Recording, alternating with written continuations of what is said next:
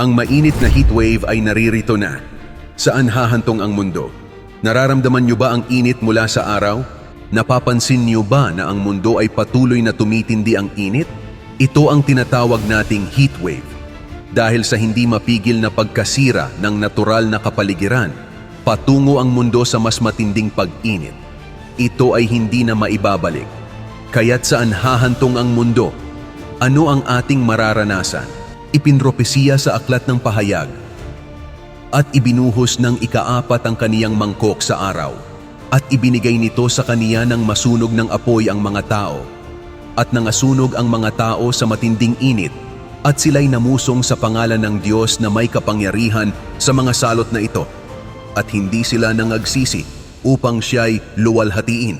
Hindi natin alam kung ano pang mga sakuna ang magaganap sa hinaharap. Ngunit napakahalaga na magbalik loob sa Diyos ng walang pagkaantala bago pa mahuli ang lahat.